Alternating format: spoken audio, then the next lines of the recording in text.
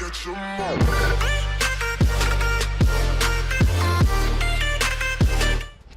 Hey guys, PokeDan here. Unpopular opinions. We all have them, and if we speak our mind on them, chances are there will be people who will be horribly offended. But like I said, we all have them, and watching videos from my pals Ozzymitsu and CKU giving their unpopular opinions on things in the Pokemon franchise, I just felt myself wanting to talk about some of my unpopular thoughts too. So here we go, in today's video you join me to discuss my unpopular Pokemon opinions. And yeah, opinion. That's a word you guys should take note of.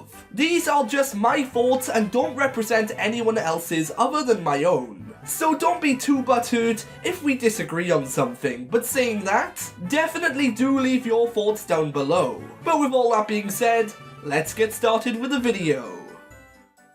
So kicking things off, I have quite a bold opinion, and that is that I do not like the Sun and Moon anime. Okay, so before you guys bring out your pitchforks, let me just say that I really did give this series a chance. If I'm gonna say something is good or bad, I always like to make sure that I've experienced it first. So saying that, I have watched the first series and a few random episodes of the Sun and Moon anime. For me, there are two main reasons why I'm not a fan. First off, I know this was somewhat of a popular opinion when the anime first aired, but a lot of people got over it, and it is that I don't like the art style for the series. The style of the XYZ anime was amazing, and I know it's not always good to compare things, but let's be honest, the Sun and Moon anime's animation style does look fairly bad in comparison to the Kalos anime. Some people do like this change in animation, which is fair, but personally, it's a change that I can't get behind. Another reason why I don't like the Sun and Moon anime is because the main characters tend to stay in one place a lot of the time, which is the trainer school. I preferred when the characters would be on a constant journey, and don't get me wrong, I understand that in future episodes they travel to other islands, but even still, knowing there's a location they have to later return to, I'm not a fan of. I know I'm gonna get some hate for this opinion, so I will say some things that I like about the Alola anime too. First off, I liked that it brought back old faces. That was a nice change. And even the new characters that were introduced, like Lily, I really like. Something else I really like about the Alola anime is the personalities of the captured Pokemon. Like Rowlet, for example. What a funny boob.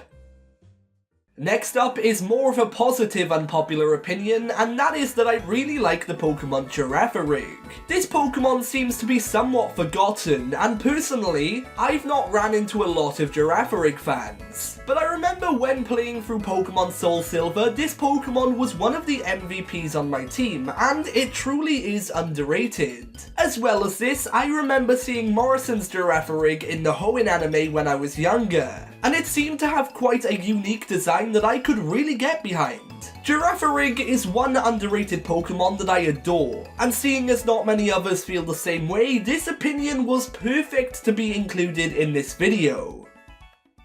Okay, so I'm trying to do the thing where I give a negative opinion then a positive one, and seeing as the last one was so nice, it's only natural that next up I have a negative opinion, and that is that I despise the Pokemon Braixen. I've said this in the past and gotten some hate for it too, but all the comments saying how amazing this Pokemon is just don't change my experiences with Braixen. First up, through no one's fault but my own, when I first played through Pokemon X and Y, I chose Fennekin as my starter. Just after it evolved into Braixen, I discovered the new Wonder Trade feature, so I wanted to test it out, and of course, me being the dumb child I was, I traded away my starter. Because of this, I started a new game and chose Chespin, wanting to forget all about Braixen. So yeah, that's just one bad experience I had with this starter, and it reminds me of a bad time.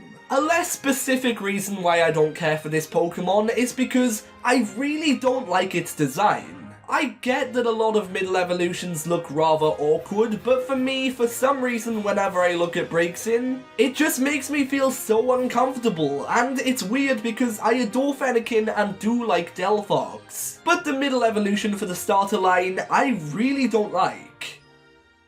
From one fire type to another, next up I want to talk about Tepig. From what I've seen from people in the community, this Pokemon doesn't get much love, and I really wish it did because I adore the little guy. Tepig was my starter Pokemon of choice after I decided to restart my game after not enjoying using Oshawott. And when I played with Tepig, my experience with the Gen 5 games was just so much more enjoyable. As well as this, in the Gen 5 anime, which a lot of people complain about, but I'll get back to that later, Tepig was one of few Pokemon owned by Ash who had a genuine story. It was abandoned by its previous trainer and taken in by Ash and later showed its true power by evolving, getting stronger. Yes, a somewhat repeated story, but nonetheless, it made me care for this little guy even more. As well as Tepig, I like its entire evolution line. Personally, I don't see why people dislike them, but again, to each their own. If you don't like it, that's cool, that's just your opinion and I'll respect it.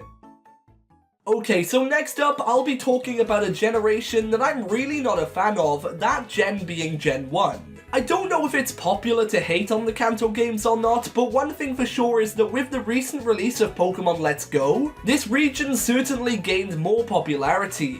The reasons for my disliking of Kanto actually make sense, and it's nothing the games could have actually improved on. Hear me out. Okay, so for me, the Kanto region, when compared to others, is very bland and basic. There's not much that really stands out, but the thing is, this makes sense. With Kanto being the first generation, of course it wasn't going to be perfect. With later gens, Game Freak added more unique features and locations, and when you look back at Kanto after seeing these, it just feels very lackluster. As well as this, and I'm really gonna be showing my age here, I just can't play the Kanto games because they're too slow. Again, this is understandable because it's the first generation of Pokemon, and of course, technology has improved since the 90s, but that doesn't mean it's completely forgotten about still. The final reason I don't like Kanto so much is because, well, it's overrated. With every new game, we get a stupid amount of references to the first gen. I mean, come on Game Freak, change it up a bit, maybe reference Gen 5 or something. Again, the references make sense because Kanto was the first region, but in recent games, it feels like there are just too many. I apologise to any Kanto fans who had to endure this hate speech on their favourite region, but for me, it's my least favourite. Do I hate it? No. Hate is a strong word, but at the same time, I definitely wouldn't consider myself a huge fan of this region.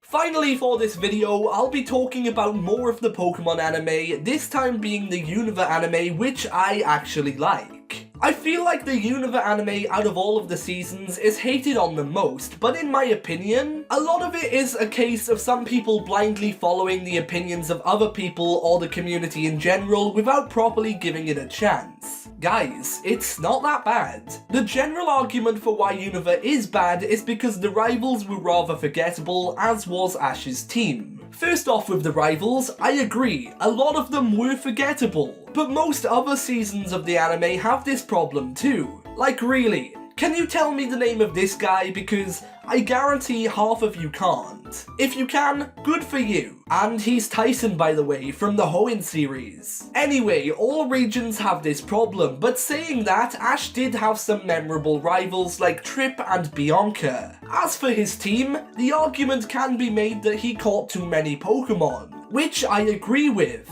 But you can't say that he didn't do the same in Kanto. It will happen in regions where lots of Pokemon are introduced, so don't stress about that too much. Besides from this, I think the Univer anime had some genuinely good episodes and storylines. A personal favourite of mine was when Dawn returned to the anime and we saw her and her Pokemon interact with Iris and Silent. For the record, I don't think the Gen 5 anime is the best, but it's also not as bad as it's made out to be, and it is an enjoyable watch.